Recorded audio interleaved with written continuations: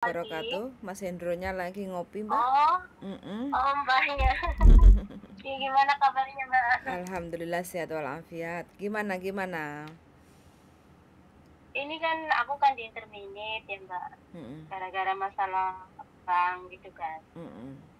Terus aku kan tanggal 12 ini langsung pulang ke Indonesia gitu loh. Kalau misalnya dari majikan lagi itu bisa enggak sih? Kalau dari apa? Kalau misalnya ganti majikan itu bisa enggak? Ganti majikan bisa, nggak ada masalah. Cuma visa bisa turun atau tidak itu yang nggak bisa saya garansi. Oh gitu Eh, ya Mbak. ah, karena utang bank itu salah satu menjadi catatan rekod di imigrasi Hong Kong. Kadang tergantung petugasnya ya, depend on tergantung petugas imigrasi visa bisa turun atau tidak. Ya. Kebanyakan terakhir ini kalau majikan melaporkan kita putus kontrak gara-gara kita punya utang bank itu 90% nggak turun, tapi ada 10% harapan Oh, ada yang turun, tergantung gitu. bingung juga ya. Ya iyalah, resiko kalau utang nggak dibayar ya kayak gini no. Tapi kalau misalnya pulang ke Indo kan aku datanya kan di Indo kan 84, tapi di Mm-mm. paspornya itu kan 81. Mm-mm. Itu bisa proses ke Taiwan atau ke Singapura nggak sih, Cah? Bisa. Kalau keluar selain Hong Kong sampai nggak ada masalah. Kalau masuk ke Oh, Hong gitu. Kong itu yang mungkin sampean ya sedikit agak visanya itu loh terkendala di, Lambat ya. bukan lama, terkendala di sampean gara-gara terminit utang bank itu loh. Gitu. Jadi kalau masih ingin kerja di Hong Kong, utang boleh, tapi ya jangan sampai dilewer, telat bayar, sampai disurati, terus majikan nggak terima, terus diinterminate, terus kita sendiri yang rugi, kayak gitu loh. Ya sih masalahnya itu kan tadinya temen gitu loh Mbak. Biasa temen aku tuh nggak ada kabar. Tadinya 2 bulan udah aku storyin ya. 2 bulan udah aku setorin kan, kalau setiap bulan aku setorin aku uang dari mana? Hmm. Aku sendiri aja punya tanggungan sendiri. Jadinya terpaksa lah, daripada di sini aku dikejar-kejar bank, aku pulang aja. Yo wis gak apa-apa. Kalau emang itu keputusan sampean karena jadi sampean temennya yang utang, sampean yang nanggung, sampean yang sekarang rezekine bingung di Makau, di Hong Kong. Iya, pusing. Jadi ya kita kan nggak ngerti awalnya, ya perjanjian sampean sama temennya kan kita nggak ngerti. Tapi intinya kalau Iya, Hong Kong itu udah ibaratnya apa namanya sudah catatan, maka itu jadi masalah. Orang Hong Kong permanen aja mau nikah sama orang Indonesia, orang Hong Kongnya yang permanen yang lahir Hong Kong itu punya hutang, visa buat istrinya itu bisa ditahan loh untuk nggak bisa keluar. Itu orang Hong Kong loh yang hutang, oh, apalagi kita yang orang luar gitu loh. Pertama itu, yang kedua, saya kemarin gagal memproses anak ex Taiwan, kok ex Taiwan, ex Hong Kong. Saya gagal memproses anak ex Hong Kong itu karena hutang. Itu satu. Tapi ucapan saya tidak mesti. Makanya istri saya tadi bilang 90 banding 10. Masih tetap ada peluang di 10%. Cuman saya tidak ngerti PT-nya berani apa enggak kalau sampean jujur. Kalau saya kemarin anaknya nggak jujur sama saya. Artinya iya. begitu proses terus visanya nggak turun, dapat informasi. Ada catatan dari Iya, imigrasi. Catatan dari kalau imigrasi. Bentar, visanya saya masalah, jelasin. Saya jelasin dulu sama sampean, iya, iya, ya. Saya jelasin sama sampean. iya, Kan sampean mau nanya. Jadi kalau iya, sampean iya, nanya, sampean yang banyak dengerin, saya yang jelasin gitu loh. Nanti giliran sampean iya, nanya iya, lagi oke, boleh. Jadi oke, kalau hutang itu otomatis kan mereka ada rekod dan catatan. Nah, ketika catatan itu masih nyantol, maka begitu visa sampean diproses, imigrasi akan nyurati agent. Ada kejadian apa, ada peristiwa apa, tolong dijelaskan. Biasanya imigrasi ke agent itu ngomongnya cuman begitu. Sehingga agent akan menanyai sang anak tadi, kamu ada masalah apa? Sehingga imigrasi menahan untuk mengapprove proses dirimu kayak gitu. Karena ketika si agent akan bertanya kepada imigrasi, kira-kira masalah apa boleh kak saya bertanya, si imigrasi akan menjawab, ini ranah pribadi yang bertanya harus orangnya sendiri, yang menjelaskan harus orangnya sendiri. Jadi benar-benar hal-hal yang negatif dari dalam diri kita itu kalau sama orang Hongkong dilindungi gitu. Oh gitu. Nah, saya kemarin memproses satu, alhamdulillah jebol, itu jualan gamis. Dia jualan gamis, ditangkap terus ke kantor polisi Wancai, terus majikannya nebus sampai finish kontrak, dia pulang, dia proses lagi 10 tahun berikutnya, 10 tahun ya Mbak. Itu agennya juga disuratin. Akhirnya dia jujur, dia cerita. Oke, disampaikan ke imigrasi, benar peristiwanya, anaknya begini, visanya turun. Jadi kemungkinan itu tidak bisa kita prediksi. Ya kan, sekali lagi. Terus kalau saya bertanya, sampean minta tolong dibantu proses sama saya mohon dimaafkan. Karena sekali lagi saya sudah ada pengalaman tercancel gara-gara itu. Kalau sampean keluar dari Hongkong monggo. Wes, sekarang sampean mau nanya apa? Iya, kan aku kan seandainya pulang ya. Nah, terus kan katanya sekarang kalau data ganda katanya nggak bisa proses kemana-mana. Maksudnya aku kan datanya kan tahunnya di Indonesia kan KTP-nya 1984. Kalau di paspor kan 81. Halo? Nggak ada masalah sebenarnya. Tinggal sampean aja berjuang untuk merubah data juga nggak apa-apa. Artinya sampean mau merubah data, mau sampean sesuaikan paspor atau mau sampean sesuaikan KTP. Kalau di tempat lain atau yang jelas nanti di imigrasi yang akan menjadi persoalan banyak. Ini kami juga lagi ngurusin satu anak yang paspornya nggak sama KTP-nya. Jadi kalau sampean mau di Indonesia merubah KTP sampean sesuai dengan paspor itu sebenarnya gampang. Sampean tinggal minta surat. Berarti tinggal KTP-nya aja yang diganti sama dengan paspor gitu ya, Pak? Makanya sampean minta catatan dari kepala desa perubahan bahwa sebenarnya umur sampean dan semuanya itu sesuai dengan yang di paspor. Setelah ada catatan surat dari desa, kemudian sampean bawa ke Disduk Capil. Sampean urus semuanya. Itu ndak ada masalah. Di Indonesia kalau itu tidak pakai pengacara, sampean jalan sendiri. Karena keponakan sepupu istri saya juga begitu. Datanya disamakan sama paspor. Ya alhamdulillah bisa. Dan sampai sekarang aman-aman saja. Indonesia itu intinya bagaimana sampean ngelobi lah. Gitu. Nah itu bibinya. Menurut saya jangan pergi atau jangan kabur. Gak apa-apa. Dia udah Indo kok. Oh sampean di Indonesia? Sudah di interminute. Oh enggak, ada di sini di majikan Mas. Oh. Tanggal 12. Tanggal 12 tanggal ya? 12 interminute. Maksudnya tanggal 12 itu langsung pulang ke Indonesia gitu. Oh langsung 12 langsung pulang. Iya, jadi nggak usah ke agent lagi. Mau dibeliin tiket. Emang hutangnya berapa? Hutangnya 39.000. Iya. Masih 10 bulan lagi. Waduh. Majikan udah nggak suka itu. Makanya terus di-interminate.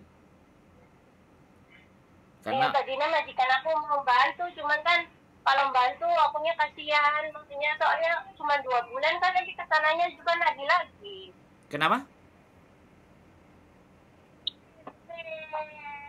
Majikan aku mau bantu bayarin 2 bulan, tapi kan kesananya nanti kan suruh bayar lagi kan sampai 10 bulan. Nah sampean kemarin masalahnya sama temennya bagaimana ya? Sampean minta keringanan aja ke banknya. Sampean harus datang menceritakan kronologisnya. Terus sampean tapi mereka nggak mau tahu. Sampean sudah lapor, sampean sudah ngomong dan sampean bisa membuktikan nggak uangnya itu sampean nggak terima? Sudah ngomong sama majikan. kan, tapi apa namanya, orangnya itu nggak mau tahu. Orang katanya aku yang ngambil, ya memang aku yang ngambil kan, aku yang ngambil, terus kan uangnya kasih sama teman aku, tapi kan apa nggak tahu, yang tahu kan atas nama saya, jadi nagihnya ke saya. Ya sampean juga kok yo mau sampean kasih ke Ya nggak tahu dia. lah. Iya kan kasihan kan temen gitu kan. Terus sampean diming-iming apa? Gak mungkin cuman kasihan aja. Ada iming-imingnya apa Nggak enggak? diiming-iming apa sih? Nggak diiming-iming apa, cuman dia minta bantuan aja gitu kan. Dia kan lagi katanya kelilit bank, katanya buat bayar ini itu, jadinya aku bantu gitu loh. Soalnya di konten itu udah banyak yang kayak gitu, kok masih ada banyak korban kan? Artinya kan ya aku nggak ngerti Dia sampean lagi sering apa? sampean nonton konten apa enggak. Soalnya ya kayak teman-teman mau nyelamatin temennya yang lain ya nge-share konten aja males gitu loh. Jadi nih ya wis lingkaran setan ini akan ada terus sampai kapanpun. Jadi tidak kita sudah membuat konten itu artinya berharap bahwa tidak banyak ada korban lagi. Teman-teman harus ngerti, harus paham besti-bestian itu batasnya sampai di mana. Harusnya kan menyadari sendiri. Sangat disayangkan sih sebenarnya.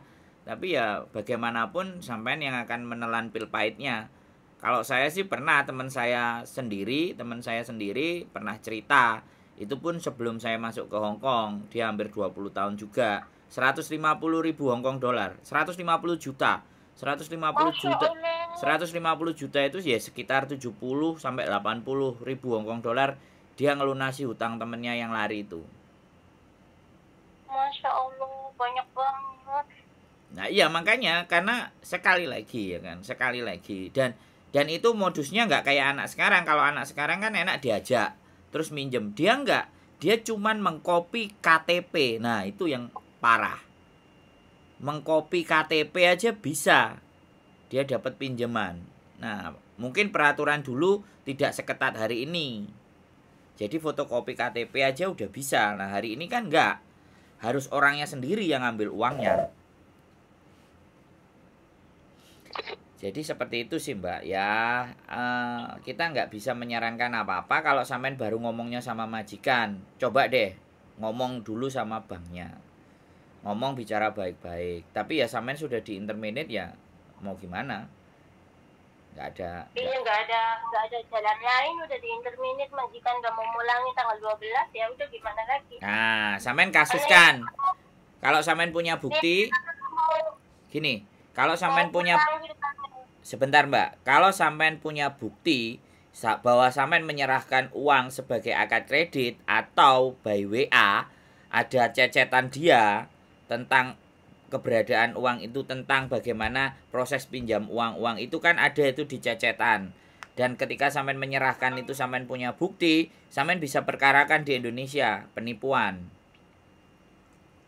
Karena orangnya ada di tapi ya kembali lagi namanya usaha, saya hanya menyampaikan saja ya untuk ngejar dia agar mau melunasinya. Kan kalau tahu KTP-nya dia, alamatnya dia Indonesia, ya kejahatannya dilakukan di Hong Kong, tidak dilakukan di Indonesia. Tapi kemungkinan kalau orangnya ada di Indonesia ya kita kejar, kita bikin laporan ke Polres, tempat dianya ada, KTP-nya ada. Makanya saya juga nggak ngerti prosesnya anak-anak itu sebenarnya pinjam meminjam itu semuanya modusnya ceritanya hanya kasihan, tapi ternyata kita itu dikadalin. Iya, kasihan karena temen kan gitu. Nggak taunya malah kayak gitu malah. Nah kemarin yang cerita sama saya malah awalnya minjemin 16 dikembalikan. Habis itu dia minta tolong. Yang pertama misalnya sampean minta tolong temennya ngasih pinjem 16. Nah besok temen sampean ganti minta tolong ke sampean, uangnya 58 raib. Jadi untung 2-3 kali lipat hampir. Jadi iya, orang minjemin 16 akhirnya dianya minjemnya 58. Nah, 3 kali lipat dah. Nah makanya kan diwaspadai. Makanya kalau berteman itu sudah yang ditanyakan uang, maupun dia nangis-nangis, maupun dia jempalian, ya sudah. Makanya saya di konten kalau ada yang nangis gara-gara utang sama saya, tak suruh, Mbak, ambil nafas dulu, Mbak, diusap dulu air matanya. Aku selalu bilang seperti itu. Sekarang kita berbicara pakai logika, kita nggak pakai perasaan, aku bilang kayak gitu. Sampean sudah kena musibah, tapi sampean harus berpikir ke depan, saya bilang begitu. Karena air mata ini kan bahaya gitu. Air mata ini bisa digunakan sebagai senjata. Ya kalau kita nggak, kalau aku udah kayak gini, ngapain nangis-nangis? Memang udah kesalahan aku aja yang goblok kan gitu. Harus bagaimana lagi? Aku jalanin aja apa yang ada sekarang. ya persoalannya samain kan di interminate. Kalau yang cerita Iya, kemarin case-nya itu nggak di interminate, sama majikan disuruh renew. Artinya kan masih ada celah, ada jalan. ada. Tapi kalau samain sudah di interminate kan, nah itu sudah tidak bisa kita pertahanin lagi. Ya mau nggak mau, kalau sampean mau berjuang ya makau. Walaupun sebenarnya banyak yang bilang jangan disuruh ke makau. Jadi tapi bagaimanapun kita harus berusaha memberikan solusi dengan sisi pandang sampean. Nah kalau di Indonesia masih butuh uang, masih butuh ada yang dihidupi, mau nggak mau kan kita harus ke tempat yang lain. Jadi seperti itu. Makau juga bisa. Makau bisa ya? Iya, nggak ada masalah. Tapi kalau dari Indonesia nggak bisa ya Mas Hendro? Ya, kalau dari Indonesia bukan tidak bisa, tapi karena di Makau kan tidak ada kerjasama. Artinya kita harus berangkat sendiri jadi turis. Nah, ketika berangkat sendiri jadi turis juga, kalau kita nggak bisa negosiasi di bandara Indonesianya, ya dihalang-halangi di Indonesianya. Intinya teman-teman kita itu pada serba sulit. Pingin mendapatkan kehidupan yang lebih baik itu lebih sulit. Jadi hal-hal seperti itulah yang saya rasa saya kadang dengan pemerintahan hari ini itu nggak yakin gitu loh. Mereka nggak bisa ngasih lapangan pekerjaan, giliran warganya mau berjuang di luar, dipersulitnya minta ampun gitu.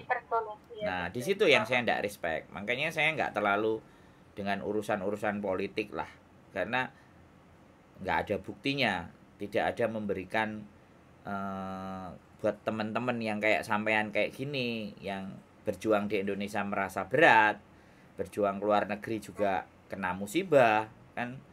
Hal-hal seperti itu yang menjadikan ya sama pemerintah itu kita juga jadi kayak nggak terlalu. Makanya kita berjuang di Hong Kong, salah satunya ya begitu. Di Indonesia nggak laku gitu, intinya kan di sana. Ya nggak apa-apa ya, opsinya.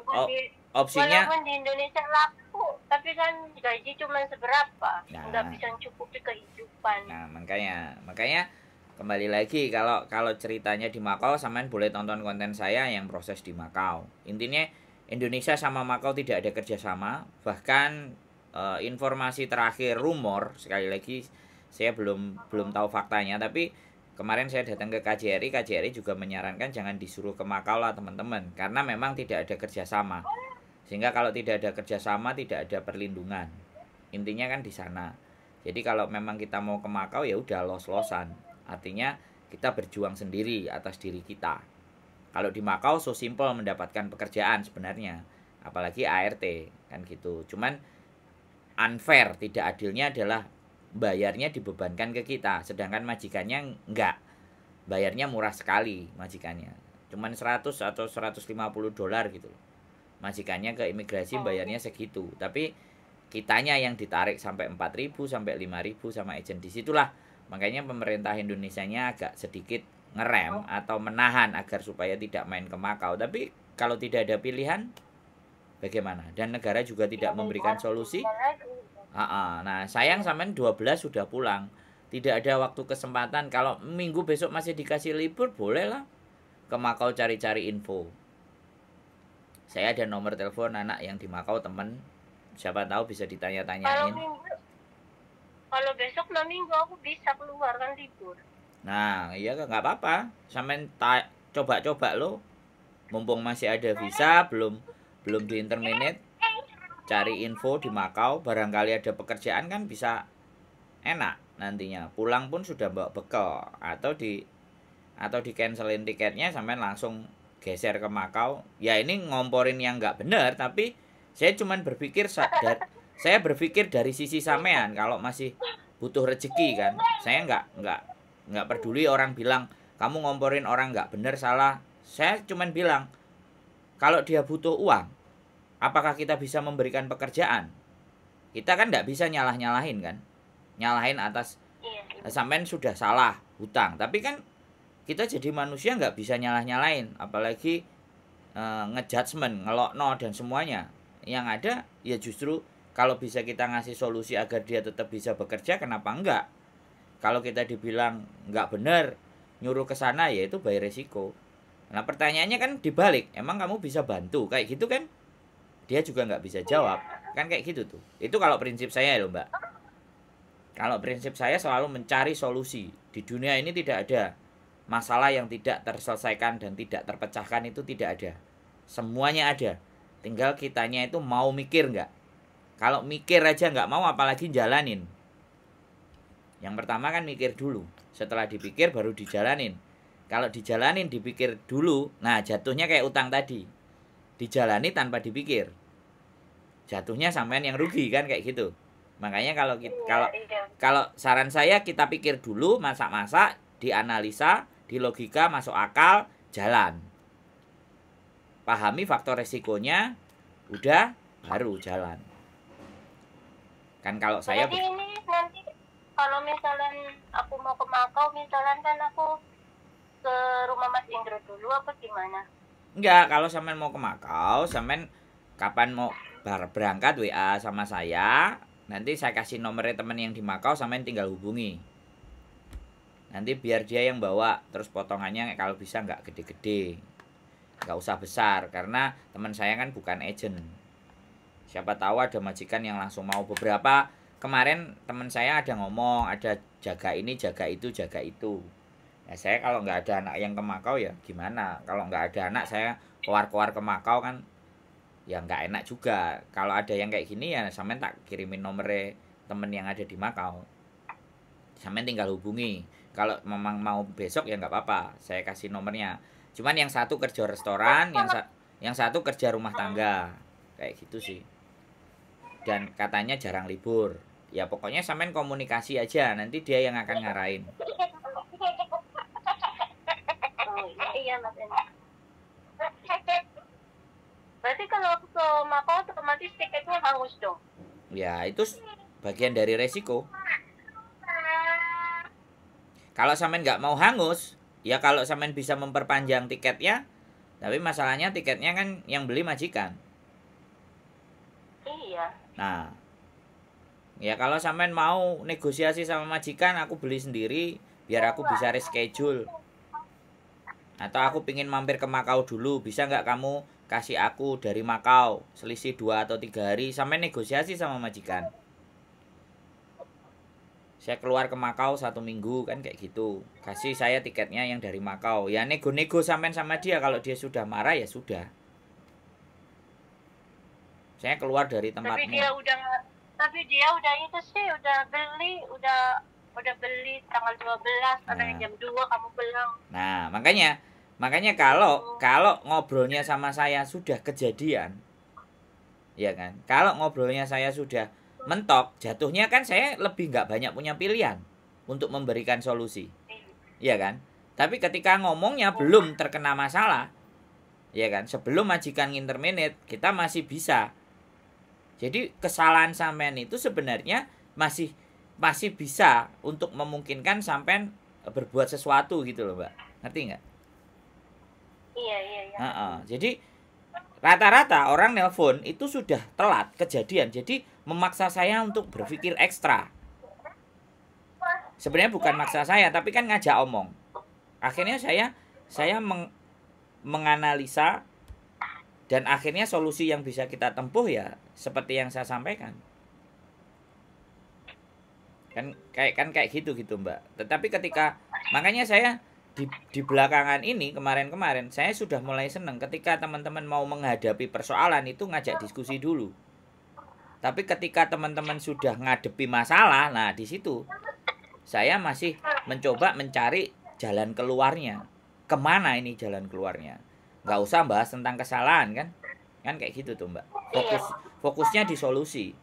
Terus piye iki kan kayak gitu. Fokusnya solusi yang sekarang harus bagaimana? Ya makanya kalau sampean solusinya pulang, pindah ke Taiwan, pindah ke Singapura. Atau mau balik lagi ke Makau boleh. Atau sampean langsung tiketnya dihangusin, keluarnya ke Makau. Itu nggak ada masalah. Ya sekali lagi sampean harus pegang uang untuk jaga-jaga berjuang hidup di sana. Itu pastinya, itu solusi. Itu kita bahas solusi Mbak, bukan bahas judgement gitu loh. Jadi bukan mengadili atau bukan mempersalahkan orang. Ya kesalahan itu kan udah selesai, nggak bisa diapa-apain. Nah tadi kalau pindah mereformasi data, yaitu tadi sampean harus manual. Ya wis, kesalahan satu berdampak 1, 2, 3, 4, 5 membuat sampean agak sedikit berpikir lebih keras.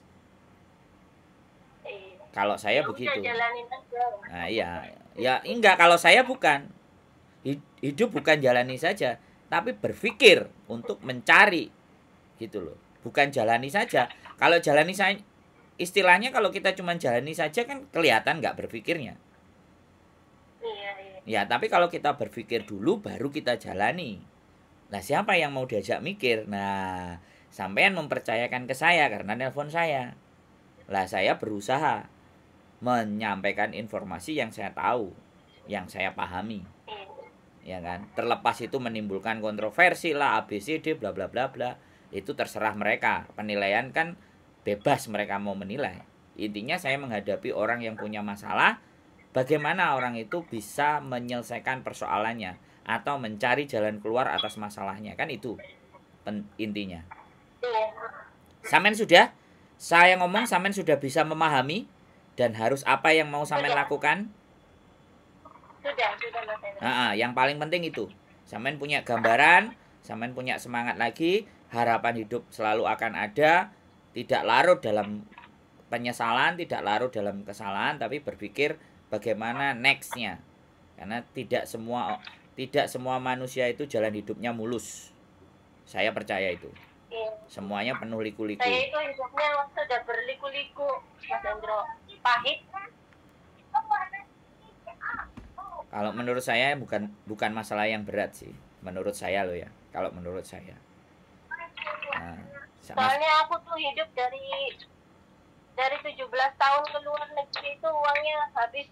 Pertama suami yang habisin. Udah nggak punya suami, saudara yang habisin. Jadi hidup aku tuh kerja ke luar negeri nggak punya apa-apa, Mas Endro. Ya makanya kalau sampean merasa nggak gitu, berarti yang harus diperbaiki bergaulnya. Kadang-kadang teman-teman itu sudah ngerasa hidupnya seperti itu, ya bergaulnya masih yang itu-itu aja, ya nggak akan berubah. Ya kan? Tontonannya juga itu-itu aja.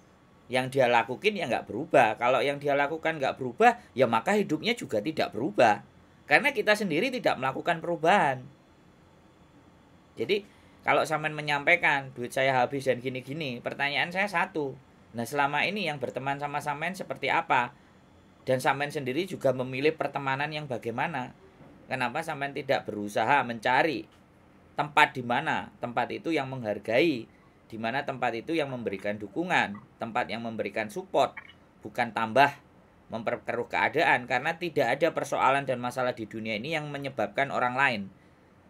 Semua yang kita alami adalah kita sendiri penyebabnya.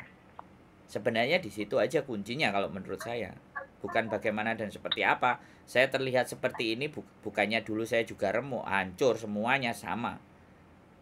Cuman saya memilih untuk bertahan dan memilih untuk berjuang, memilih untuk berpikir, memilih untuk mengambil jalan, memilih untuk tetap berjuang. Kan seperti itu, Mbak. Sama aja semua. Iya. Remuk, hancur semuanya. Pernah mengalami masa itu. Tidur 3 bulan, 4 bulan di Victoria Park ya sudah saya jalani. Jadi saya tidur beratapkan langit, beralaskan bumi itu bukan hanya di lagu, tapi saya sudah ngalami. Dan itu kan kesengajaan, ya saya sendiri yang milih untuk agar membuat saya jauh lebih kuat di masa mendatang, kan seperti itu ceritanya. Oke, kalau sudah fix, sudah paham apa yang harus dilakukan, selamat berjuang. Dan mohon maaf saya hanya bisa membantunya sampai di sini, tidak bisa lebih. Mudah-mudahan sampean tetap semangat, tetap punya harapan dan tidak putus asa. Mengeluh boleh, putus asa jangan. Seperti itu aja sih. Amin. Terima kasih Mas Hendro atas nasihatnya. Oke. Sehat selalu Mbak ya. Semangat berjuang buat Ya, keluarga agar sama-sama. jauh lebih baik. Yo. Ya. Assalamualaikum. Waalaikumsalam.